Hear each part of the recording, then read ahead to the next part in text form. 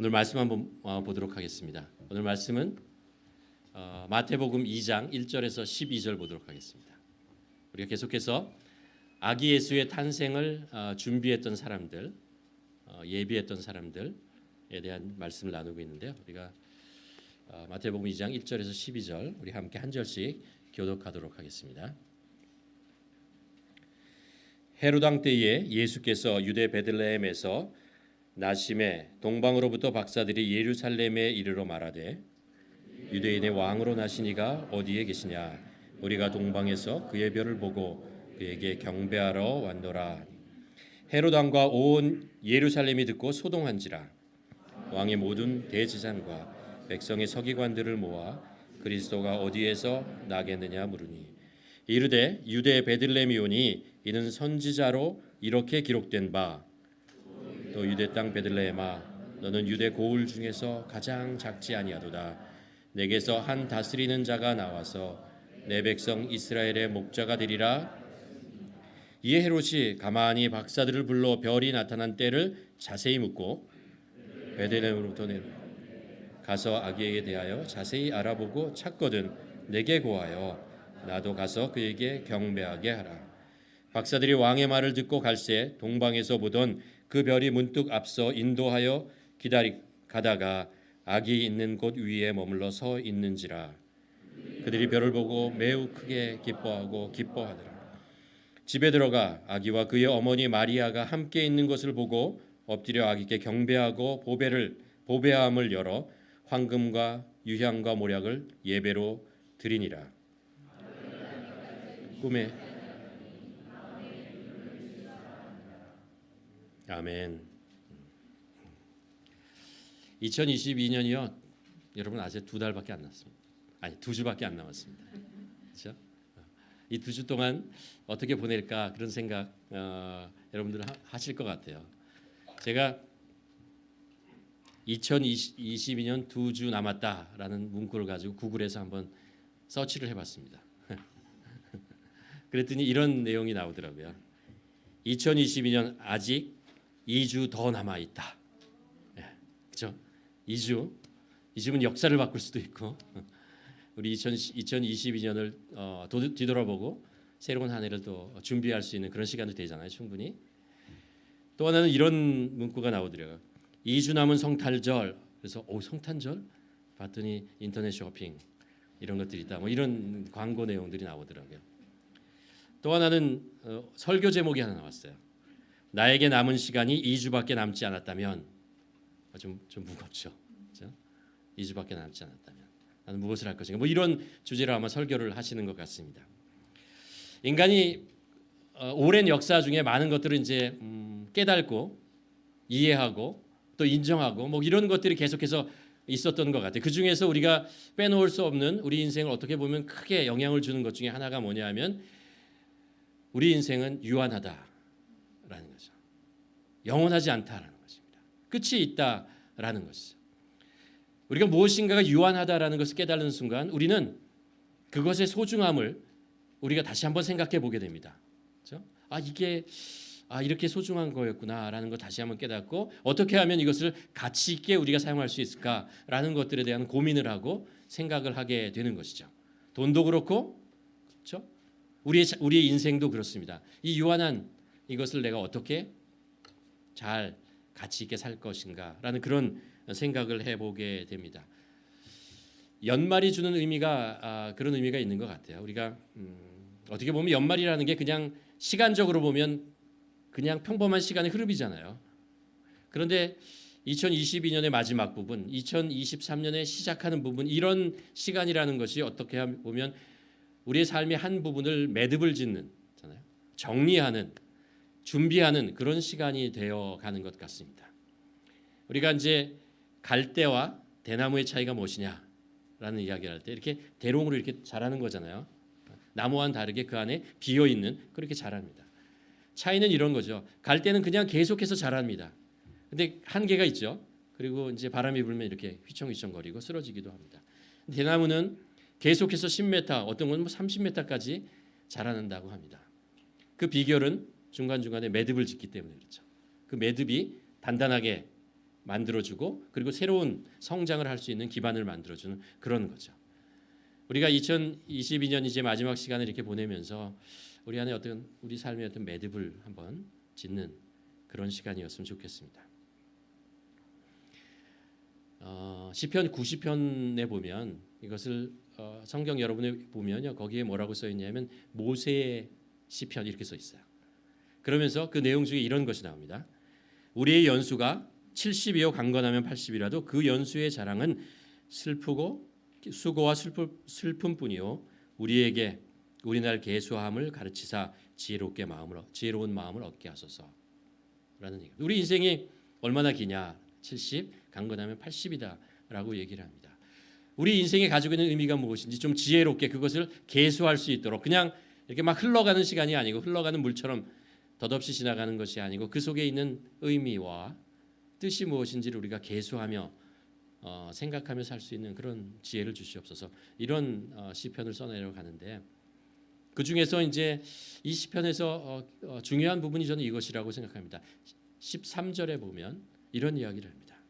여호와여 돌아오소서. 언제까지니까 주의 종을 불쌍히 여기소서.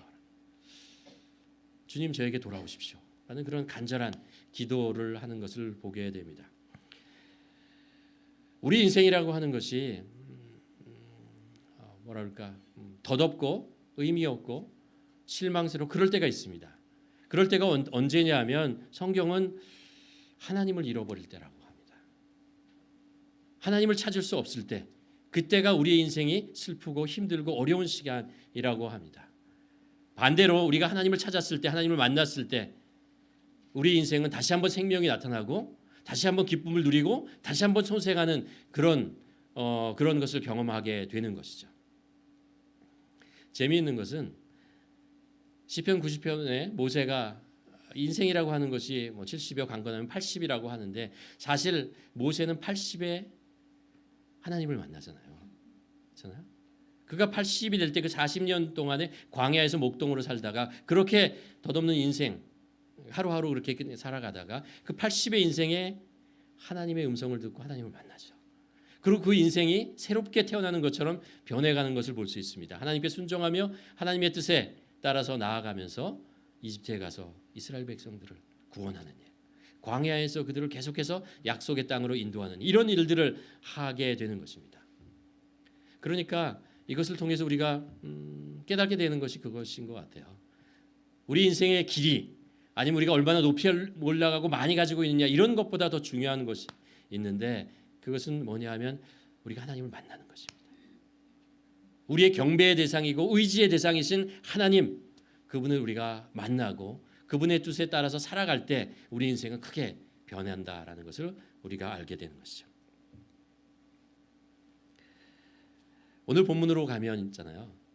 예수님의 아기 예수의 탄생을 예비했던 사람, 우리가 사가랴 제사장, 그렇죠? 그리고 요셉, 마리아 이렇게 살펴봤죠. 오늘은 동방박사입니다. 동방박사. 그들은 동쪽에 있는 어떤 나라, 아마 페르시아나 아니면 바벨론 그 동쪽에 있던 그런 사람들이었던 것 같아요. 그들이 이제 오랜 몇 달 동안의 이제 여행을 거쳐서 유대 땅으로 옵니다. 그렇죠? 걸어서 아니면 막 낙타를 타고 이 유대 땅에 오는데 질문은 이것이죠. 왜 그 먼 길을 왔느냐라는 것입니다. 무엇을 찾아서 그들은 이 길을 왔는가라는 것입니다. 오늘 본문의 말씀을 잠시 간단하게 요약하면 이렇죠. 처음에 시작할 때 헤롯 왕 때에라고 시작을 합니다. 헤롯 왕이 그 땅을 유대 땅을 지배하고 통치하는 왕으로 있을 때라고 하는 것이죠. 근데 사실 헤롯은 왕이지만 왕이 아니에요. 사실 반쪽 왕이었습니다. 그 땅을 지배하고 통치하는 것은 사실 로마의 황제였습니다. 다만 헤롯은 그 로마 황제의 윤호를 얻어서 그 땅을 통치하는 반쪽짜리 왕이죠. 그렇죠? 실제로 그 땅을 지배하고 있었던 통치하는 실제적인 권력을 가지고 있던 사람은 누구냐 하면 로마의 황제가 파견했던 총독이었습니다. 총독이 실제적인 힘을 가지고 있고 한정된 권한을 가지고 그 땅을 왕으로서의 어떤 이름을 가지고 있었던 사람은 바로 헤롯이었습니다. 헤롯은 그 자기의 왕의 권력을 얻기 위해서 굉장히 많이 노력했던 사람이에요. 그것을 지켜내기 위해서 할 수 있는 모든 것을 했던 그런 사람입니다. 실제로 왕도 아닌데 말이죠. 그 자리를 지키고 그 자리를 유지하기 위해서 정말 엄청난 일들을, 잔인한 일들을 했던 사람이라는 것을 알 수 있습니다. 그때에 동방에 있잖아요. 동방에서 박사들이 유대 땅으로 찾아오는 것이죠. 그들이 큰 별이 유대 땅에 떠 있는 것을 보고 그것을 찾아서 계속해서 별을 따라서 이렇게 오게 됩니다. 성경은 아마 이 사람들이 점성술가였을 것이라고 생각합니다. 지금은 점성술 그러면 미신 뭐 이렇게 생각을 하지만 그 당시에는 점성술을 하는 사람들은 굉장히 지식이 있고 공부를 많이 하고 사회에 큰 영향을 주고 있던 사람들이었습니다. 우리가 다니엘서를 보면 알지만 바벨론에 있던 다니엘이요, 사실 그가 배웠던 학문 중에 점성술이라는 것도 있었어요. 그 당시에는 굉장히 중요했던 학문이죠. 천체의 그 별자리와 천체의 흐름을 보고 우리가 살고 있는 이 땅에서 일어나는 일들을 예측하고 설명하려고 했던 것이 바로 점성술이라는 거죠. 그것이 잘못 나가면 이제 미신처럼 나가지만 그것이 좀 더 과학적으로 나갔을 때는 천문학에 영향을 주는 그런 것들을 했던 것이죠. 그들이 이제 유대 땅에 큰 별이 있는 것을 보고 저 땅에 유대의 왕이 태어났다, 특별한 사람이 태어났다라는 것을 기대하면서 그 땅에 옵니다. 그들이 이제 유대 땅에 왔을 때 어디에 갔을까요? 여러분 같으면 어디를 가시겠습니까? 당연히 왕이 있는 곳으로 가겠죠. 유대의 왕이 태어났다 그러니까 천년의 고도였던 예루살렘으로 갑니다. 그리고 그곳에 있던 왕궁으로 가서 헤롯을 찾아가는 것이죠. 그리고 물어봅니다. 유대의 왕으로 나시니가 어디냐? 어디 계시냐? 동방에서 그 별을 보고 그에게 경배하러 왔다라는 이야기입니다.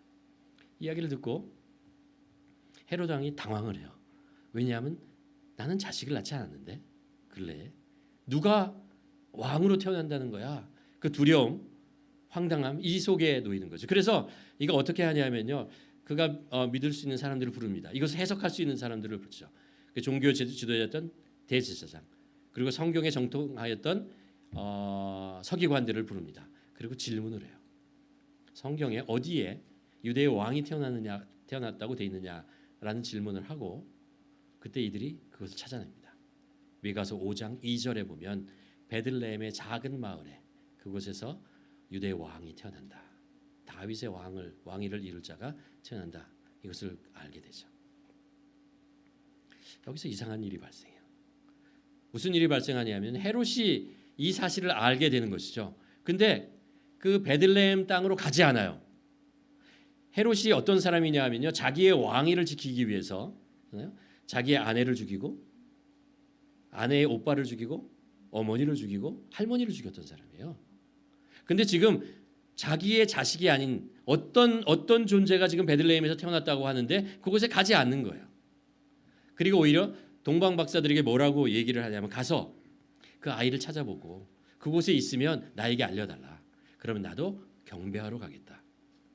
경배가 무슨 유대의 왕으로 태어났으니까 경배하겠다라고 얘기합니다. 이거 거짓말이에요. 거짓말이에요. 전혀 그럴 생각이 없었습니다. 헤롯은요 철저하게 반쪽짜리였어요. 그가 태생적으로도 유대인의 피를 반쪽, 그리고 에돔 지방의 피를 반쪽, 그리고 태어났습니다. 왕이 되어서도요 반쪽이었어요. 한쪽으로 봐는 왕이지만 한쪽으로 봐서는 통치를 받아야 되는 그런 존재였습니다. 신앙도 마찬가지예요. 반쪽이에요.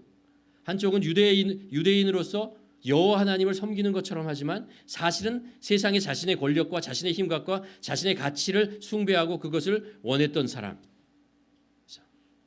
그에게 진정으로 하나님이 보내주신 메시아 유다의 왕이 태어났을 때 그는 똑같이 반쪽으로 행동을 해요. 거기에 가서 경배하지 않고 머뭇거리면서 저가 나에게 경쟁자야? 내가 저를 죽여야 되나? 이런 생각을 하면서 자기가 가지고 있는 권력과 힘과 이런 것들을 유지하려고 하는 것이죠. 헤롯 왕은 자기 스스로가 경배의 대상이 되기를 원했습니다. 근데 이거요, 가만 우리 속에 우리 자신을 돌아보면 우리 안에도 그런 마음이 있어요. 나 스스로가 경배의 대상이 되고 싶은 사람들로부터, 세상으로부터 그런 존재가 되고 싶어하는 그런 마음, 그런 욕심들이 다 있는 것이죠. 우리가 그런 생각을 가지고 있고 그런 마음을 가지고 있을 때 우리는 진정한 예배자가 될 수가 없어요. 내 스스로가 예배자 되기를 바라는 마음이 있기 때문에 그렇죠. 헤로드 왕이 바로 그런 사람이었습니다. 또 하나 오늘 본문에 보면요, 하나님을 아기 예수의 탄생을 경배하러 가지 않은 사람이 있어요. 누구냐 하면 대제사장과 서기관이었습니다. 유대의 왕이 태어날 곳이 어디인 줄 알았던 그들이 있잖아요. 베들레헴이라는 것을 알았음에도 불구하고 그들은 그곳에 가지 않아요. 그곳에 태어난 아기를 찾으러 가지도 않고 경배할 마음도 없었습니다. 왜 이들은 그들이 가지 않았을까라는 질문을 하지 않을 수가 없어요. 이런 것 같아요. 지식과 진심은 다르다. 아는 것과 그곳에 자기의 마음을 들이고 믿는 것은, 순종하는 것은 다르다라는 것을 깨닫게 됩니다. 내가 하나님을 알고 하나님이 어떤 분이, 예수 그리스도가 어떤 분인가 알아요. 그분이 능력의 하나님이라는 것을 알더라도 내가 그분을 인정하고 내 삶을 드리는 것은 다 별개의 문제일 수 있다는 것입니다. 진정으로 내가 그분이 하나님의 아들이고 진정한 하나님이라고 하면 그분을 의지하고 믿고 경배해야 되는데 그렇지 않을 수도 있다는 거예요. 그러면 내가 지금 몸이 와서 이곳에 와서 하나님을 찬양하는 노래를 하고 경배를 하더라도 내가 실제로 내 중심에서는 하나님을 경배하지 않을 수도 있다라는 그런 질문을 하게 되는 것입니다. 또 하나, 그렇다면 이들은 지금까지 누구를 경배하고 누구를 예배하고 누구에게 제사를 드리고 살았다는 것입니까? 성경을 알았고 수많은 제사를 인도했던 대제사장이었는데 그들은 도대체 누구를 경배하고 누구를 예배하고 살았느냐라는 말입니까? 진정한 하나님? 아니었던 것 같아요. 자신의 생각 속에 있는 자신의 무엇인가를, 자신이 원하는 것을 줄 수 있는, 자신에게 만족과 기쁨을 주는 어떤 대상, 아니면 자기를 성공할 수 있고 안전을 보장해 줄 수 있는 대상, 그것을 예배하고 살았던 것은 아닌가라는 거죠. 이게 식은땀을 나게 해요. 왜냐하면 혹시 나도 이런 거 아닌가. 여러분 아시잖아요. 제가 매주 예배를 인도합니다. 그렇죠? 주일날뿐만 아니라 수요 예배도 있고 토요 기도회도 있고 뭐 다양한 신방도 있고 많은 예배를 하는데 나는 진정 누구를 예배하고 있는가라는 그런 질문을 하게 돼. 내가 정말 하나님을 예배하고 있는가? 진정한 하나님의 아들을 예배하고 있는가라는 생각. 아니면 내가 내 속에 만들어내는 어떤 우상을 예배하고 있는 것은 아닌가라는 질문을 하게 되는 거죠.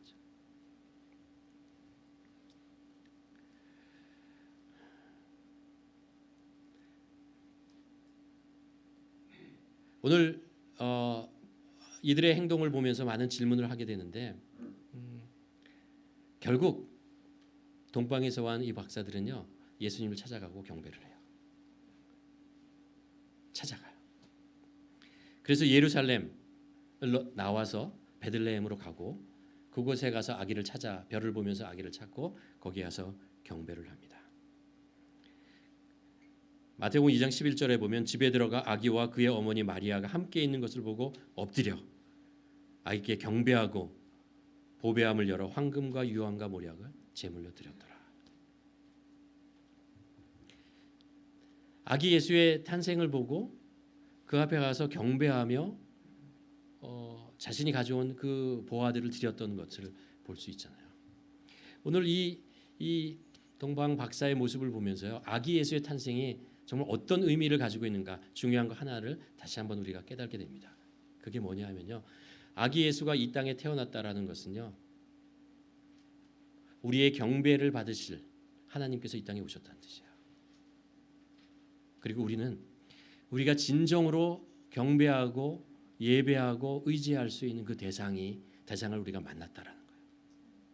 만났다는 거예요. 여러분, 우리 인간의 역사를 보면 그렇잖아요. 우리 인간의 역사라는 것은 우리가 정말 의지할 수 있고 우리 인생을 맡길 수 있고 그럴 대상을 찾아서 헤매고 다니는 게 우리의 인생이 아닌가라는 생각을 하게 됩니다. 성경에 보면 하나님을 떠난 인간이 두 우상을 향해서 계속해서 경배를 해요. 하나는 진짜 우상잖아요. 우상을 만든, 아니면 인간잖아요. 인간을 의지하며 인간을 경배하며 살아가는 모습을 봅니다.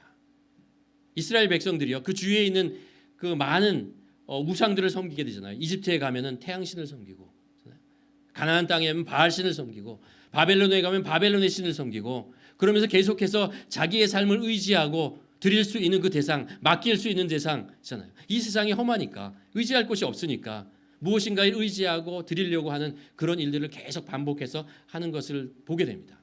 그러다가 그 우상이 자기가 원하는 것을 충분히 공급해 주지 못한다고 생각했, 자기를 지켜주지 못한다고 생각했을 때 세상에 있는 왕들을 의지합니다. 세상의 권력을 의지합니다. 이집트의 바알을 의지하고, 가나안 땅의 누군가를 의지하고, 아시리아 왕을 의지하고, 바벨론의 왕을 의지하며 살아갑니다. 계속해서 그런 식으로 무엇인가 자기의 삶을 드릴 수 있는, 그래서 그 안에 머리 숙이면 내가 원하는 건, 내가 바라는 것을 줄 수 있는 그 대상을 끊임없이 쫓아다니는, 그것이 인간의 모습이죠. 지금 현대에 와서 그렇지 않을지라도, 그런 식으로 우상을 섬기지 않을지라도 여전히 우리들은 만몬신, 돈이라고 하는 우상을 계속해서 만들어가고, 권력이라는 우상을 계속해서 만들어가고, 쾌락이라는 우상을 만들어가는 것을 볼 수 있습니다. 또 인간의 지성이 우리들의 삶을 지켜주고 우리들의 삶을 보장해 줄 것, 우리 인생을, 우리 인류의 미래를 보장해 줄 것이다 라고 생각을 믿으면서 지성과 지식과 이런 것에 우리의 삶을 모두 다 드리며 살아가고 있는 그런 모습이잖아요. 과연 그것이 우리의 예배를 받을 만한 대상인가라는 질문을 하며, 아니라는 것을 속으로 알고 있지만 그래도 세상에 더 의지할 것이 없기 때문에 그것이라도 의지하고 우리가 살아야겠다라는 그런 생각을, 그것을 쫓아가는 그런 것이 인간의 모습이 아닌가라는 생각을 하게 됩니다. 여러분, 우리는 알아요. 그것을 의지하고 숭배하고 있지만 그것이 결국 우리의 예배의 대상이 되지 못한다는 것을 압니다. 그럴 만한 능력도 없고, 우리 인간을 창조하지 않았고, 그것이 일시적인 능력이라는 것, 잠시 있다가 있는 권력이고 힘이고 그런 것이라는 것을 우리가 압니다. 그러니까 우리의 예배의 대상이 아니죠. 여전히 우리 인간의 그 심령의 한 곳에서는 우리가 채울 수 없고 의지할 수 없어서 비어있는 그런 심령의 빈 공간이 있다는 거예요. 성경을 보면 그래서 우리들에게 가르쳐줘요. 구약을 가만히 읽어보면요, 그것에 많은 하나님의 목소리가 들려요. 하나님의 백성들을 향한 계속해서 끊임없는 하나의 목소리가 일관되게 들려오는 목소리가 있어요. 또 그것이 선지서에 보면 선지자를 통해서 구체적으로 우리들에게 분명하게 명확하게 들려오는 소리가, 하나님의 음성이 하나 있어요. 그게 뭐냐면 여호와께 돌아오라, 여호와께 돌아가자라는 것입니다. 결국 인간은 하나님께 돌아가야 한다는 것입니다.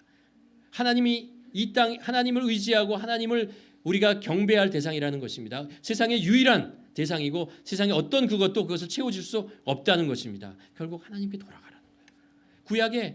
구약의 메시지를 하나로 정리하면 그래요. 여호와께 돌아가야 한다는 것입니다. 하나님께 돌아가야 한다는 것입니다. 결국 인간은 하나님께 돌아가고 들어갈 때 우리가 참 평안과 참 만족과 참 기쁨을 누릴 수 있고, 우리의 두려움과 걱정을 이겨낼 수 있어요. 우리가 그분을 기쁨으로 예배하고 찬양할 수 있는 것입니다. 예수 그리스도께서 이 땅에 오셨다라는 것은 우리가 그렇게 바라고 고대하던 그 하나님께서 이 땅에 오셨다라는 것입니다. 인간의 모습을 보고 이 땅에 오셔서 우리들에게 하나님이 누구신지를 보여주셨다라는 것입니다. 예수 그리스도께서 십자가에 못 박혀 돌아가시기 전에 제자들을 만나잖아요. 제자들에게 내가 이제 예루살렘에 가면 핍박을 받고 십자가에 못 박혀 죽고 부활할 것이다 라는 이야기를 합니다. 그 중에 예수님의 제자 중에 하나가 질문을 하죠. 주님, 하나님을 우리에게 보여주시옵소서 라고 얘기합니다. 그때 예수님께서 뭐라고 말씀하시죠? 나를 본 자는 아버지를 보았다라고 얘기합니다.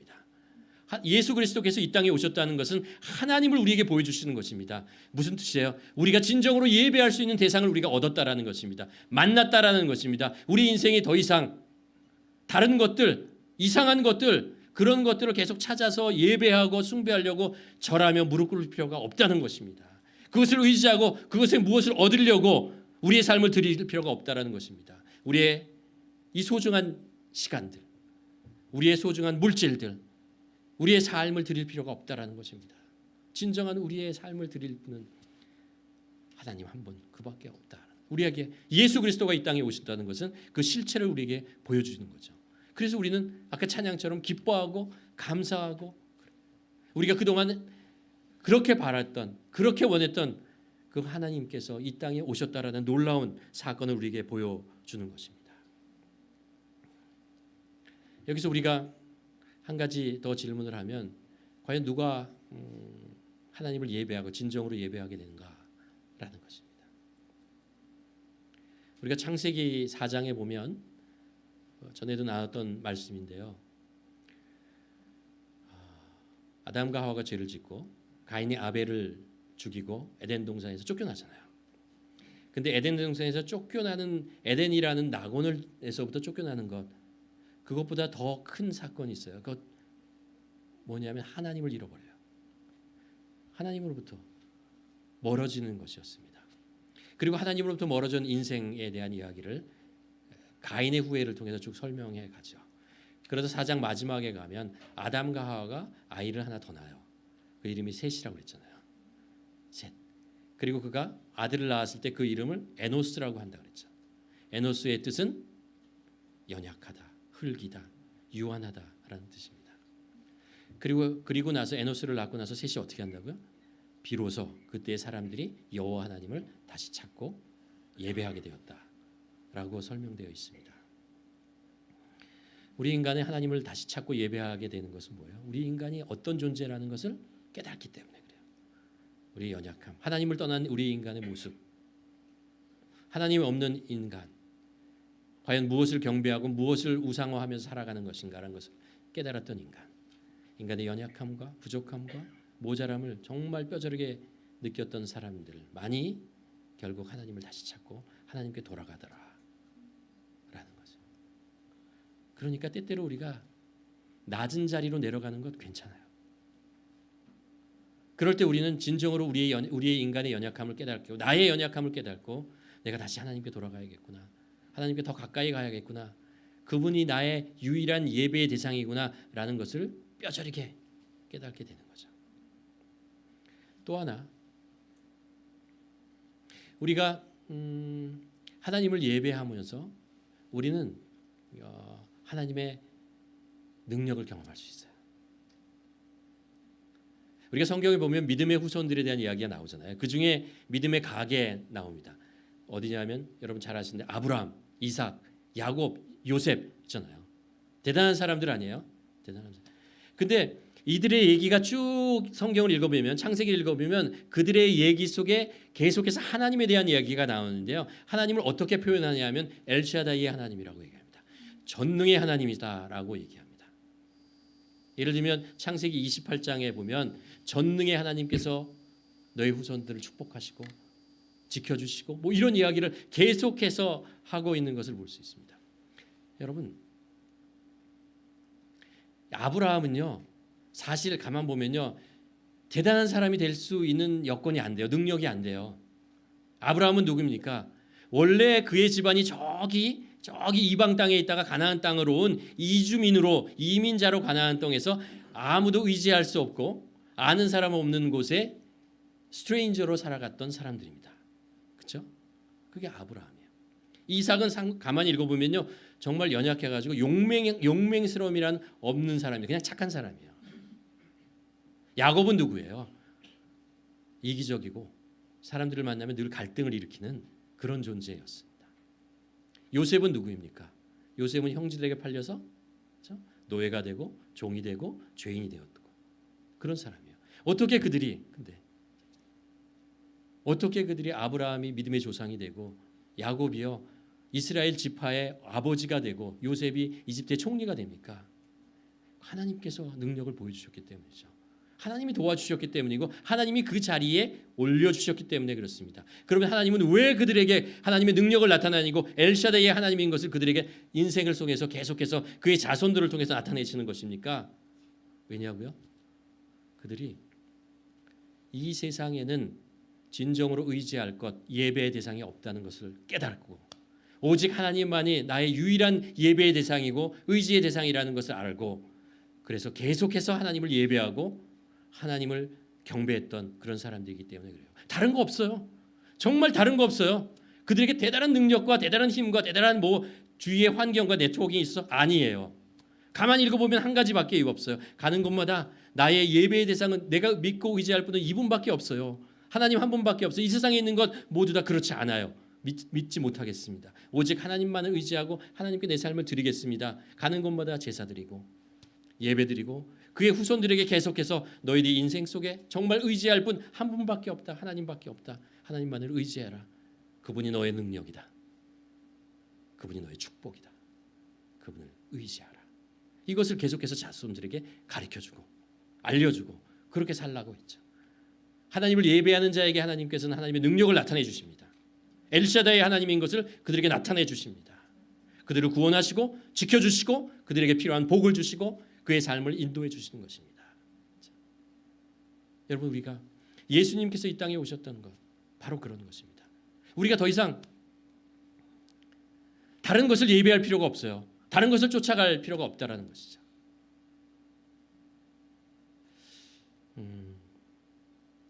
인생이 무엇이냐라는 질문을 철학적인 질문 아니고 성경적인 질문을 해보면 이렇게 정의할 수 있을 것 같아요. 인생이라고 하는 것은 자기의 삶을 의지하고 맡길 대상을 찾아가는 여정이다. 왜 세상 사람들이 인생을 나그네 길이라고 얘기할까요? 정처 없이 떠돌아다니는 인생이랄까 할까요? 왜요? 나의 인생을 맡기고 의지할 만한 그런 것이 없다라는 거죠. 여긴가 봐라고 갔는데 알고 보니까 거기가 아니에요. 그래서 다른 데로 가야 돼요. 이 사람인가 보다 했더니 이 사람도 아니에요. 잠시. 이건가 보다라고 그것에 머리를 숙였는데 나중에 보니까 아니에요. 그러니까 정처 없이 떠돌아보는 인생이 그것이 바로 인생인 것이죠. 그렇게 볼 때 우리 인생의 가장 큰 축복은 무엇이냐면 진정으로 예배의 대상이 될 수 있고 우리가 의지할 수 있는 그 하나님을 만나는 것만큼 더 우리 인생에 복된 것은 없다라는 것을 알게 됩니다. 인생은 그런 것 같아요. 가짜가 진짜인 것처럼 착각하고 살아가는 것, 그거 슬프잖아요. 또 하나, 가짜인데 가짜인 걸 알면서도 그것을 진짜일 수도 있어. 그것을 계속해서 거기에 믿음을 주고 거기서 기대를 하고 살아가는 것, 이것도 참 슬픈 일입니다. 성경은 우리들에게 예수 그리스도를 이 땅에 보내주시면서 말씀하시는 거예요. 그 오랜 역사를 통해서 하나님께서 우리들에게 말씀하셨던 것이잖아요. 그것을 이루어 가시는 거예요. 뭐냐면 이분이 진짜다라는 거예요. 아기 예수, 하나님의 아들, 이분이 이분이 우리가 정말 우리의 삶을 들여서 의지하고 경배할 유일한 우리의 경배의 대상이고 예배의 대상이라는 걸 우리에게 보여주는 거예요. 그 오랜 기간 동안에 동방 박사들이 그 동방에서부터 그것을 찾아오는 이유가 뭐예요? 그의 인생 속에도 경배의 대상을 찾고 싶어서 그랬던 거 아니겠어요? 진정으로 경배할 그 대상을 찾기 위해서 그 별을 보고 찾아왔고 그 보는 순간 그에게 뭐를 했어요? 무릎을 꿇었어요. 경배했어요. 자기가 가지고 있는 소중한 것들 다 드렸어요. 다 맡겼다라는 거죠. 여러분, 우리 인생도 그렇습니다. 아기 예수를 바라보면서 우리가 다시 한번 우리 마음속에 확실함을 가져야 될 것이 있습니다. 이분이 우리의 예배를 받으실 마땅한 분입니다. 이분이 우리의 예배의 유일한 대상입니다. 이분이 우리의 삶을 드리고 우리의 모든 것을 맡겨도 아깝지 않고 그리고 우리가 기쁨으로 살아갈 수 있는 유일한 분입니다. 여러분, 이 성탄을 준비하는 이 기간에 예수 그리스도 그분이 우리 유일한 예배의 대상이, 우리는 그분을 찾았다. 우리는 그분을 예배하고 있다. 이 기쁨과 이 감사가 충만한 이 시간 되기를 주님의 이름으로 간절히 축원합니다. 기도하시겠습니다. 이 시간 우리 함께 기도했으면 좋겠습니다. 나는 지금까지 무엇을 찾으며 무엇을 의지의 대상을 찾으며 살아가고 있습니까? 혹시 좋아 보이지만 사실 우리의 경배의 대상이 될 수 없는 그것을 내가 얻고 의지하려고 그러고 인생을 여기저기 나그네처럼 살아오진 않았습니까? 이 시간 돌아보며 하나님께서 우리에게 말씀해 주십니다. 성경이 우리에게 말씀하십니다. 아기 예수로 베들레헴에 태어난 이분이 우리가 진정으로 의지하고 경배하고 우리의 삶을 드릴 유일한 분입니다. 이 시간 기도하면서 고백했으면 좋겠습니다. 우리가 평생 예수 그리스도를 경배하며 의지하며 그분의 인도하심을 따라 살아갈 수 있는 저희들 되게 하여 주시옵소서. 한번 기도하며 나아가길 원합니다.